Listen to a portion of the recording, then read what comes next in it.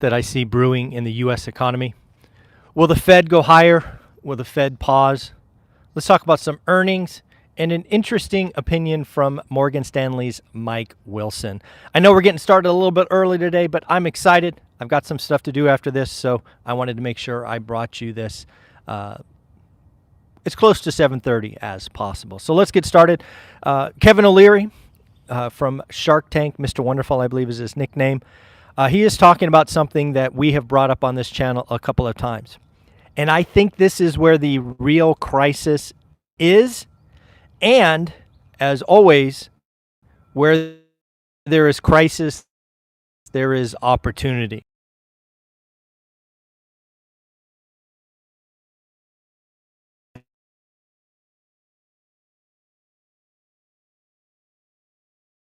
Talks about small businesses, specifically small businesses having access to capital, liquidity, lending. This is something I first brought up probably, 4 months ago in a conversation with Lance Lambert from Fortune. We talked about small home builders, right? The big home builders, the KB, the Lennars, those folks, they have access to capital. They can sell shares. They can do lots of things to keep the machine going. But what we have seen with community machines, this is interesting for folks. Small businesses make up roughly 60% of the economy. So again, when small businesses struggle, when they can't expand, when they have to contract because their cash flow statement is not healthy, it could be felt. And again, I don't think we have yet felt the liquidity crunch from these small businesses. So this is something to watch for. I think it's going to be very unfair. The big boys will get bigger, the medium ones will struggle, and the small ones, frankly, might go out of business. It's where we are in the cycle. Let's talk about something that Morgan Stanley's Mike Wilson put out. Mike Wilson put out that basically, hey, with inflation falling, yes, inflation falling, we should see a sharp earnings recession. That is an interesting thing, right? Pricing power from these big conglomerates are not as strong. Good thing. You and I see lower prices at the store. But that is also going to amplify the earnings recession, which again, we have been in for, I believe, this might be, I think that's actually the third quarter where earnings are down. I think they're down about 6% across the board. Mike Wilson, again from Morgan Stanley, says we are on the cusp of boom and bust cycle. One of the things that Mike put out that you and I can watch on Monday is, thank you for letting me, the Wi-Fi is going out. I'm outside of my house, so I am sorry that the Wi-Fi is going out. We'll keep rolling. Hey, Rylas, how are you, man? Good morning. So back to Morgan Stanley. We're going to keep this rolling. If I have to record it later, I will. But Morgan Stanley's Mike Wilson says PPI is his favorite leading indicator. Frankly, I have heard no one over the years talk about PPI being the most forward-looking indicator, so I was interested. What he is basically saying is if you look at PPI, which has been falling, it is going to be an indication what might hit corporate earnings. That makes sense. Remember what PPI is. CPI is what you and I pay at the store. PPI is what the store pays the wholesaler. So if PPI is falling, that could be a sign that earnings could be coming down because the margin is there. So again, so that's something to watch out for. So we're going to be watching for PPI. PPI comes out on Friday. So very important note from Mr. Mike Wilson. CPI on Thursday. Let's talk about that because, again, it's going to go up. It's not going to go down. I think there's a very good chance that CPI on Thursday will be 3.3 and maybe 3.4. Why is that important? Well, in 13, that CPI headline has not been going down. I think the CPI headline will get the news. A lot of talking heads will talk about it. But you will be looking at CPI core because we've been talking about shelter inflation. Shelter inflation is on the cusp. I believe it will be meaningfully better next month, but there is a chance that we see CPI better this month. Now, how do we know that? We're going to know that CPI core is better if shelter inflation is less than 50% of whatever the reported number is. For the last several months, shelter inflation has been somewhere between 60 and 75% of the core inflation. It's frankly why core inflation is sticky. Core inflation will start to be a heck of a lot less sticky next month. We might get a wisp of it this month. So again, on Thursday morning, we all should be looking for CPI core. Headline will be a sideshow. It'll be a distraction, base effect, all that stuff we talk about. Core is where the action is. The people that are really trying to see if inflation is rolling over will be focused on core. Saw an interesting article from Lance Lambert at Fortune this morning talking about sellers being on strike. Folks, I think what we are all learning is that 7% frankly locked, and we are at around 7%. And we are heading into the slow season. This is something that we should watch for. If rates stay at or around 7, we should see transactions fall even more. In fact, you heard me, I think yesterday or the day before, make a bold call that August existing home sales will be below 4 million. And I call that on like August 5th. And again, we won't see those numbers to September, but rates matter. 7% locks up the market. And again, remember, 7%, everybody talks about demand, affordability. And yes, that's important. But frankly, that should be old news. What is opening, if you pay attention, is it hurts supply. That's the housing is broken, the Fed broke housing. It's about the supply. The move-up buyer is frozen in place and will be frozen in place for years to come. That is what we need to be watching for. And 7, that doesn't do anything to get supply going. A couple of other things we should be talking about. We should talk about some earnings. Let's talk about Chegg. They had a huge miss last quarter or 2 quarters ago. They surprised upside. I think their stock exploded higher, maybe a short squeeze, don't know. UPS's earnings is something you and I have watched for a year now. Sharp drop in revenue and profit. Some of that is without question because of the threat of a looming strike, right? People switch to other carriers. But one of the things you have to realize that UPS said is online purchases are weaker. Something to watch. Don't know if you saw this, but China. Again, the China data is what it is. I don't know that anyone trusts it. Maybe it's directionally correct.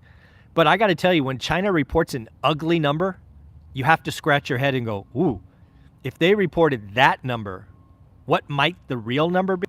And of course, what I'm talking to is the plunge, crash, collapse, whatever you want to call it, in exports and imports.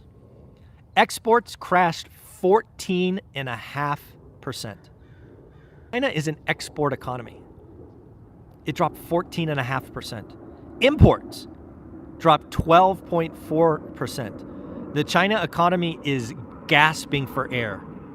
Their consumers are conserving cash. They were burned. They are not spending. This revenge spending that they were hoping for did not show up. And man, exports, let's just be honest. Would you have thought China's exports would be down 14.5%? That was not on my bingo card. Something we need to pay attention to. It happened yesterday, and I fear will happen a lot more in the coming weeks. U.S. banks downgraded. Now, this was done by Moody's. There will be others. If you took the time to read earnings for banks, and specifically I'm referring to today's smaller banks, maybe mid-sized banks, banks like, you may never have heard of, I get the names, like M&T Bank, Prosperity Bank, all medium size. They were downgraded by Moody's, and frankly, for good reason. Their earnings power is down. There is a lot of pain going on in banks, but here's what you have to watch. The big mid-sized banks, and then eventually do they go after the big six? I suspect the big six, right, the JP Morgan, Bank of America, Wells Fargo, on and on and on, are fine. Just like we opened this discussion about small businesses not getting lending, I think the bank landscape changes drastically over the next 6 to 12 months. We will see more and more failures. We will see more and more shotgun marriages. It is, I think for the next year, frankly, across the economy, it is going to be good to be big. No, not big. It is going to be good to be huge, and it's going to suck to be everything else. I think if you are huge and you have, capital reserves, you have stock you can sell, bond offerings, whatever it is, you'll be fine. But yes, expect more bank downgrades. This is just the beginning, and I think others will follow. Moody's, like S&P, and things of that nature. Elena Botros, another writer for Fortune, had a very good article talking about the office space. The office space, frankly, is so bad, we may get record, extend, and pretend. The office market has almost no, and according to Elena, zero liquidity. What does that mean? That means if you want to buy an office building, you have to pay cash. Nobody's writing new loans. The window is closed. That is horrible, but it is also an opportunity. If you happen to be an owner of an office building and you frankly know the lender can't foreclose, because who's going to buy it? You're going to sell it at 15 cents on the dollar? Probably not. So I expect there to be a lot of extend and pretend in the office segment. Let's get us to next year. Let's survive to 25. The lending market in office is so bad, it actually could be a good thing if you are an owner of office. Because again, you really don't have another buyer. And if there is a buyer, it has to be a cash buyer, and they are going to hold on to their capital in a big, big way. Let's talk about the Fed. Earlier yesterday, I think we talked about Michelle Bowman talking about multiple rate hikes with an S coming. Looks like Patrick Hawker and John Williams, both spoke in the last 24 hours, basically indicated that as of right now, it is their opinion the Fed is done. They did hold out hope that by the September, if data went the wrong way, they would vote differently. But as of right now, they are of the opinion that they will hold. The Fed is done. A couple of things. One, nobody is talking rate cuts. Rate cuts. Don't think a rate cut's coming. Would Michelle Bowman say multiple rate hikes, and John and Patrick say no more? Frankly, this is what happens, and this is frankly what I have been waiting for. There was going to be a time, and maybe it's right now, where the Fed presidents disagree. This is how inflection points happen. When, 6 of the Fed presidents say go higher, 12 say pause, or vice versa. That is where we get debate. Most of this run, and I think all but one meeting, the Fed rate increases have been unanimous. As of right now, it would not shock me if September is not unanimous either way. That is what we have been waiting for. That is what happens at inflection points. So 2 more things. Donovan, congratulations for getting your card. And yes, folks, if you get a card, your golden ticket, or your next deal, and you're out of the country like Donovan's in Canada, it's okay. I'll mail you a card. I just got to put 4 stamps on it. So if you're in Canada or in Europe or Asia and you get a deal, I would love to send you a card. I'll figure out what it costs to mail you a postcard, and you will get this eventually. So don't think this is just the United States. This is around the world. If I help you, I want to send you a card. And then finally, most of you know I created a new channel called the Daily Financial News. It will take this live and add some updates and all of that. Thank you for all that have subscribed. Thank you for all that have watched it. I feel really good about that channel. 2 reasons.